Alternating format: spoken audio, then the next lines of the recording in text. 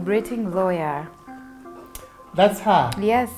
No, if you say that, then I understand. She bought me my first sex toy. Say that again. She bought me my first sex toy. What was your first sexual experience like? Really? You breathing? Yep. Good. It was okay. I mean, what do you want him to say? It was amazing. Yeah, it's like, who's having a conversation like, how was it for you, dear? How was it for you? Was that good? Like, you just assume that it's good. So what you're talking about, what, like a sexual postmortem? Yeah, he looks pretty genuine and happy. Yeah, man. Like, he's a better man than many people could be. Than a lot of men. Now this wine bottle, I'm going to fit it into you.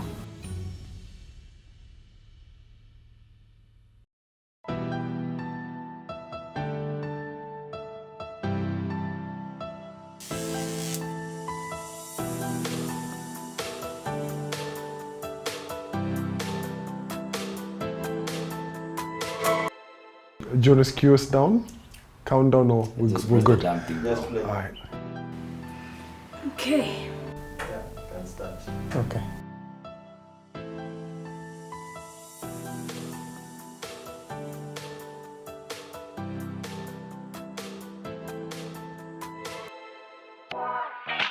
It starts like a joke. So today you start it, and of course you're there alone, wherever, it could be in the bathroom or wherever, and you feel Ananyonga. Alikuwa ananyonga. Actually, very perfect for neck massages. But obviously, you're massaging down there instead. Jesus. That's a lot of toys, bro. She bought me my first sex toy. Bought you, or you bought from her? She bought me, and she was coming back to the country from the UK. And she gave me my first sex toy. I've never owned one. Too bad for you. What can I say? She must be making bank though. Yeah. The good thing about this one is that no one knows what it is. Like, it's quite discreet. That's lipstick. People tend to take it to the office a lot. Wait, what? Yeah. It's a lipstick. It's Yeah, it looks like lipstick. Ah, so Yeah. hata ukifungua bag in public, Aianguke, iko tu sawa. the people who know, they know. If you know, you know. Is masturbation wrong? Oh Is it wow. wrong to masturbate? Quite an interesting question. This is the problem. Why are you going to look in the Bible or in the Quran for answers It's a about Christian masturbation? nation, right? Huh? It's a Christian nation. Where? No, because Wait a minute. Pause that. What did you just say? Bruh, weren't you told when we went for media training that it's a Christian nation? So we always go back to that. Oh no, yeah. I know this story. This in withdrawal, not masturbation. Yeah. He was lying with someone And then he pulled out. But it Also, wasn't. the Bible that's doesn't not say, yeah. masturbation. Said she bought her first consignment of sex toys, and within how many days they were all 9 sold? or something like that. Yeah. They were all on the 9th day. It was written, like everything was gone on the 9th day. Yeah. The issue is this, right? People are not able to have a conversation about masturbation because you're looking for some biblical context. It Also, wasn't- the Bible that's not doesn't say, yeah. masturbation. Hey, Wafarisayo kwa rano. Yo, I think It's impossible for a man to go a whole lifetime without masturbating. Bible could also be a lie. I'm a monkey's dick. Monkeys didn't exist. Kama ukikuwa HIV positive, yani kama kuna ile jina hata unafaa upewe. So yani nilikuwa na stigma sana hata nikipatana na Godfrey. Kwa sababu ya ile kuficha dawa, kujificha, kuogopa ni kama utajulikana. Hiyo kuenda clinic pia lazima nijifiche kwa sister yangu. So nilikuwa na stress na stigma pamoja. Walikuwa wanaongea some harsh words to me, but at least nikapata kanisa. Lakini sasa Why? They're not the ones living with her. Right. Like, what's your problem? Why are you treating? Man. Entitlement, I think. I think that comes from a place of being entitled. I mean, I get the fear. Mhm. I can understand the fear of like you're scared for your son's safety, but if that's But the it's not a choice- death sentence. It's not a death yeah, sentence. number one, it's not a death sentence. Yeah. You can see she's alive. Yeah, yeah. I'm pretty sure her child is negative. Yeah. Your kid, your son has also, settled for this person. Yeah. And he's taking. He's the on one who the- chose. Yeah. Yeah. So like, even if you're scared, like, so you listen. If you're trying to be good so that somebody else can say that you're good in bed, then ask them what they want and then give them what they want. And it's really that simple. Are you willing to date someone who does not, like, he's great in everything else Mhm. except in bed? Nah. You want to date? Nah. I'm good. Love is not enough. Nah. Love is not enough. Oh, bro. Provision is not enough. First of all, love food on the table. fades. Love fades. Sometimes I'm not even in love with you, but I love your sex. So I don't think that's a conversation that people have though, especially like over here. Not allowing Like asking people what they Yeah. want, that you can give them what they want. Yeah, people don't have that conversation. The man, them are not having that conversation. No people. Man, they may having that conversation if that makes it easier for you to palate. Wham bam, thank you, ma'am. Yeah, it's like who's having that conversation? Like, how was it for you, dear? How was it for you? Was that good? Like, you just assume that it's good. So what you're talking about, what, like a sexual postmortem? Ile conversation mlikuwa nayo na the first people mliongea nayo kuhusu sex, unaweza iretaje? Ilikuwa mzuri? Okay, for the first talk, it was so scary. Sababu kila mtu anakuaga na hii, mwingine anakujaga na hii. So it was scary, but tukaendelea tukizoea. Mpaka dakika ya mwisho si tulifanya. Tulifanya. Yes. Si tulifanya, practice. I don't know why I'm laughing, but I remember it's the not even a closest funny I've ever story. come to having a conversation with my mom about sex was when now I was going to campus and she gave me a packet of condoms. Wow. You know, my mom told me, she basically just said, oh, you started your period, so now you know you can't look boys in the eye. Okay. Full stop. That was it. End of story. When did you first learn about sex? And who was the first person that you had that conversation with? Yo. The only conversation I know is nisikuone na mvulana. That was the only sex education I got. But yeah, that's me and you alike. For me, it started with, I think I was in primary school. A video? No, not a video. Bruh, I'm a bit old school. It was magazines. You know what I mean? It was shocking that some kid had a magazine. Well, that, and there was The Bold and the Beautiful. You know how every time you came on TV, you would just go to bed. I mean, for me, it was different. For me, I just had an uncle who. That one. You met my uncle, yeah. I just had an uncle who was like he was just like the hottest thing in the area. Like he had girls like left, right, and center. So, he used to pay me to do small chores like iron his trousers because he's gonna go meet this new chick and I just wanted to just be like him and. I learned from older friends. Period. Like the experiences, and that's what got me curious. Like I kept asking more questions and more questions. You still ask questions? I'm a curious being, yeah. I think it was just like just usual. For me, I don't think it was much of a clear thing. Like sex only became really very clear like the recent years. I'd say the first person I had a conversation with was probably a friend. And probably just banter, nothing too serious, like doing funny drawings or things like that. I knew I was gonna hold off on sex till I got married. And then one day I was just like, why is this thing such a big deal? Like I felt like it was this huge elephant in the room in whatever interaction that was there. And I was like, I don't want this to be a big deal. I don't want this to be something that's hanging over my head and carrying my virginity like this. I was just like, nah. Can I just get over and done with it so that life can move on, so that we get over this thing that doesn't need to be a big thing? What's interesting is none of us mentioned our parents. Yeah, none of us did. 1+1, bro. 1+1. The most my grandmother said to me was, the day you start bringing kids into this house is the day you find your own house. along those lines? For me, it was literally something that Kaz said. My mom said to me, you have to stay a virgin until you decide to get married. Yeah. Yeah. And I guess that didn't work out. What do you think sex is all about today? Hii generation yetu. Generation yenu, okay, ni gumu. Mungu tu ashuke. Mapenzi yake sababu. Mungu ashuke afanye mapenzi yake. Ni gumu. It's difficult. God, calm down. Wow, she's worried.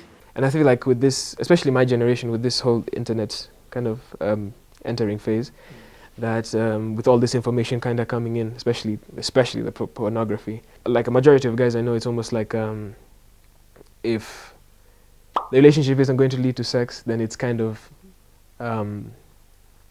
futile. That's so interesting to me, that because these are definitely people who are younger than I am, but I can understand how they feel about no, actually, I can understand how they feel about, you know, if this isn't leading to sex, then what's the point? Which shouldn't be the case. So what can we do about that? We need to be able to be more open to the way that the world is moving and move with it. I want to get people to talk. I want to get people to accept that sex is okay. It's normal. We're having it. We're doing it. Why is there so much castigation towards the sexual culture? We can say, yeah, it's not African to talk about sex like that, but why not? That is not true. Why do people say that? You say Why do people say that it is an African to talk about sex? Africans give birth to the most children. I don't think it's an African conversation. It's an African thing. Bruh, when we studied history, right? That whole 844 conversation, right? Remember where they tell you some communities had, when a visitor came to visit, right? A man would offer their wife. Yeah. And a hat and everything. Yeah. And all the man needed to do was what? Plant his spear outside the hut and all of those. So if we're talking about African, it doesn't make sense. I think these are all things that have been brought by education levels in the church. No, but that's different. That's different from conversation. Like let's talk about what's going on. Let's talk about sex. Like, yes, it's happening. Period. That's it. But are we talking about what's going on in that room? What's going on in that heart? I think it's just something that should be normalized, and we should normalize talking about sex freely, no matter our age, no matter the situation. He left me tied on the bed. I think by that time I had given up. He left me tied there. My hands are tied, my feet are tied, my neck is tied. And I'm naked, and I'm just there. By the time he released me the following day, he told me, now you have learned a lesson. Ilifika mahali alinipiga nikazoea, hata tu makosa kidogo akifika apate sijafika kwa nyumba ananichapa, unaona. Kwa na depression by the way. Juu zile vitu napitia hakuna mtu naweza share na yeye. Nikalose hope, nikawacha, nikaona afadhali hata nikufe sasa. It's so crazy. Like, by the time somebody is getting to a point where they want to take their own life, I don't think arresting them should be the first plan of action. Like, obviously there's a reason why. Like, she was pregnant and she left her child eating because she, imagine somebody just seeing a woman who's tried to kill herself in that state and then thinking that, yeah, huyu anafaa kupelekwa jela. I wish couples and partners would have conversations about sex and how certain things are said or how certain things are done to them as a favor. I wish more couples would just talk about it and accept that sex is not a tool. Stop using it as a tool. Kienda hata kulala, mimi nimefika saa, nimekula, nimeenda kulala.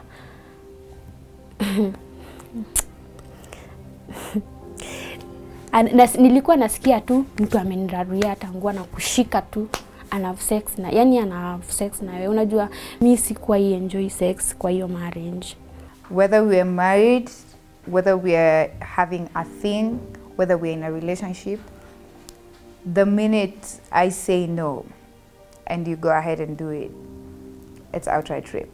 It's so interesting because when Faiza was talking in the beginning and documenting just how the marriage deteriorated, she just kept saying that she thought that's just like she just kept going with it. So by the time she was saying it's like she was a slave, by the time she's saying, you know, I'd wake up, prepare food for my husband and my child, and then he goes to work, then I clean their clothes, and then I go to the farm. It's just to work. I wasn't seeing the money, like, and thinking that that's normal, like that's what's supposed to happen. So issues about consent is not talked about. Even as an adult right now, there are things about consent that I'm learning. You get? So if someone tells you, if a chick comes and tells you, if you cut a chick and she says no, cut a chick and she says no, what are you supposed to do as a dude, right? And if she says no and then you continue asking until she gives in, has she consented or is that coercion? Sex should be something you both enjoy, and it should not be demonized, it should not be violent, and it should be consensual at all times. Who teaches us what is the norm? You know what I mean? Like, if you don't feel like something is right, but you're told, you know, mwanamke ni kuvumilia, mwanamke ni ku... I don't know where suffering and womanhood were equated. Mm-mm.